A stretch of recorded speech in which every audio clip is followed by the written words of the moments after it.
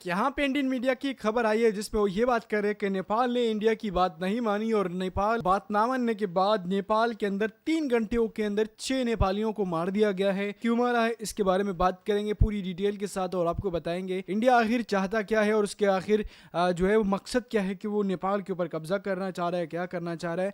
कुछ दिन पहले ये खबर आई थी कि इंडिया इसलिए भी नाराज है नेपाल से क्योंकि नेपाल अपने गोरखा लोगों को इंडियन आर्मी के अंदर शामिल नहीं करना चाह रहा। तो क्या हो सकता है ये खबर उसके रिलेटेड है, हो सकता है कोई दूसरी खबर हो। हम रिपोर्ट देख के फिर आपके साथ बात करते हैं।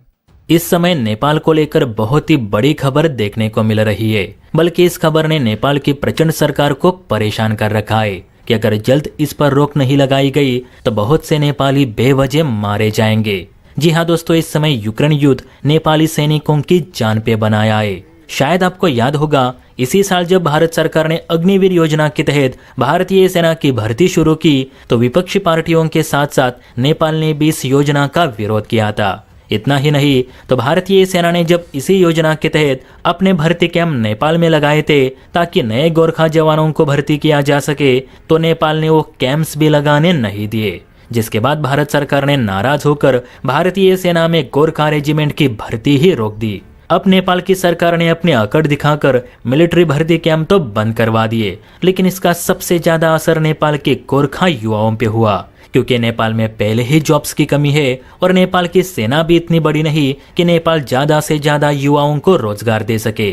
बल्कि जो गोरखा भारतीय सेना में काम करते हैं उन्हें अच्छी तनख्वाह, बोनस और भारत में बहुत सारी फैसिलिटीज भी मिल रही थी। लेकिन जैसे ही भारत सरकार ने अग्निवीर योजना लागू की तो नेपाल ने इस योजना का विरोध करते हुए पुरानी योजना के तहत ही भर्ती कराने की अपील की। साथ ही गोरखा जवानों का वेतन बढ़ोतरी और रिटायरमेंट के बाद सरकारी संस्थानों में 25% आरक्षित जगह की मांग भी नेपाल कर रहा था।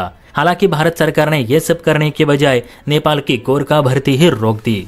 अब नेपालियों के पास कोई काम नहीं बचा था तो यही गोरखा युवा यूक्रेन युद्ध में हिस्सा लेने लगे।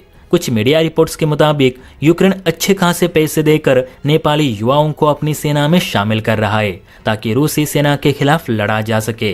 हालांकि रूस ने नेपाल को पहले ही आगाह किया था कि नेपाल यूक्रेन युद्ध से दूर रहे और अपने युवाओं को इस जंग में हिस्सा लेने से रोके, लेकिन नेपाल ने रूस की बातों को नजरअंदाज किया और देखिए रूस ने नेपालियों का क्या हाल कर दिया है। यह दैनिक भास्कर की रिपोर्ट है, जिसके मुताबिक यूक्रेन के लिए रूस के खिलाफ लड़ते लड़ते नेपाल के 6 सैनिक मारे गए हैं। कहा जाता है कि इन दिनों यूक्रेन के पास सैनिकों की काफी कमी हो चुकी है और वो इसी कमी को दूर करने के लिए गरीब देशों के नौजवानों को पैसों का लालच देकर उन्हें अपनी सेना में भर्ती करवा रहा है। और इस मामले में सबसे ज्यादा नेपाल के नौजवानों की ही चर्चा हुई थी, क्योंकि नेपाल के बहुत से युवा बेरोजगार है। खबर के मुताबिक रूस के बॉर्डर पे 6 सैनिक मारे गए जो कि यूक्रेन की तरफ से लड़ रहे थे। पहले तो नेपाल के फॉरेन मिनिस्ट्री ने इसे मानने से मना किया, लेकिन बाद में उन्हें सच्चाई स्वीकार करनी ही पड़ी। कहते रूस ने एक नेपाली सैनिक को बंदी भी बनाकर रखा है। वर्ल्ड बैंक की एक रिपोर्ट के मुताबिक ज्यादातर नेपाली नागरिक पैसा कमाने के खातिर दूसरे देशों में जाते और कई बार तो ये बेहद जोखिम वाले काम भी करते हैं। खास बात यह है कि नेपाली नागरिक विदेशों से जितना पैसा अपने देश में भेजते हैं वो करीब करीब नेपाल की जीडीपी के बराबर है, लेकिन हर बार किस्मत साथ नहीं देती। कहने का मतलब यही है कि अगर नेपाल ने भारतीय सेना का विरोध ना किया होता तो आज बहुत से नेपाली शान से भारतीय सेना में एज अ गोरखा सैनिक के तौर पर काम कर रहे होते। इस पर आपकी क्या राय है, नीचे कमेंट करके जरूर बताइए।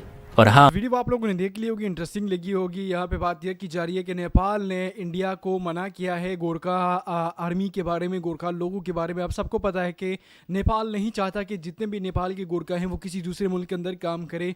6 नेपाली जो है वो यूक्रेन और रशिया की वॉर के अंदर मारे गए हैं। उसके बाद नेपाल ने उनके पैसे लेने की बात की थी। साल 2022 और 2021 के अंदर नेपाल ने ये कहा था कि हम सबसे ज़्यादा गोरखा नेपाल से इंडिया भेजेंगे, जबकि वहाँ पर इंडिया ने यह बात की हम मुल्क के अंदर जो है वो जितने भी गोरखा आएंगे सिर्फ 3 साल के लिए उनको एडमिट करेंगे, मतलब उनको अपने मुल्क के अंदर शामिल करेंगे, अपनी आर्मी के अंदर शामिल करेंगे और 3 साल बाद उनको रिटायर करके फिर उनको कुछ सडन अमाउंट देके उनको रुखसत कर दिया जाएगा। बाकी कोई 4 से 5% लोगों को ही जो है ना बाकी पूरी लाइफ के लिए ज़िंदगी, मतलब पूरी लाइफ के लिए आर्मी की जॉब मिलेगी। तो वहीं पर नेपाल के लोग काफ़ी डिसअपॉइंट हो गए और यहाँ पर उन्होंने ये बात की कि यार हम 3 साल के लिए अगर इतनी मेहनत करें, 2-2 साल 3-3 साल मेहनत करें और फिर 3 साल जॉब के लिए करें, तो फिर ये कोई फ़ायदा नहीं है। और फिर वहीं पे नेपाल के लोगों ने और नेपाल की गवर्नमेंट ने ये कहा कि अब से हम गोरखाओं को वहाँ पे नहीं भेजेंगे और इंडिया में नहीं भेजेंगे, जिसकी वजह से अभी तकरीबन दूसरा साल है जिसके अंदर नेपाल की से कोई भी गोरखा इंडिया के अंदर नहीं जा रहा और कोई भी गोरखा जो है इसमें शामिल नहीं हो रहा, जिसकी वजह से काफ़ी सारे लोग दूसरे मुल्कों के अंदर जा रहे हैं, जिसमें यूक्रेन और रशिया की वॉर में कई सारे नेपाली गोरखा गए हैं और वो जंग के अंदर उस वॉर के अंदर मारे भी गए हैं, जिसकी वजह से नेपाल की आर्मी और नेपाल की गवर्नमेंट काफ़ी गुस्सा है और वो ये कह रही है जितने भी नेपाली गोरखा उस रशिया यूक्रेन के अंदर मारे गए हैं उनके हमें पैसे दो, तब ही हम जो है ना बात करेंगे। और दूसरी बात ये कि रशिया को नेपाल ने कि भाई आपके मुल्क के अंदर जितने भी नेपाली लोग आए, चाहे वो आर्मी के अंदर जमा होने के लिए या किसी भी दूसरे तरीके से हो, तो आपने अपने मुल्क की आर्मी के अंदर नेपाली गोरखाओं को एडमिट या उसके अंदर शामिल नहीं करना। इस बात पे ये पूरी वीडियो थी। अगर अच्छी लगी है तो वीडियो को लाइक लाजमी करें।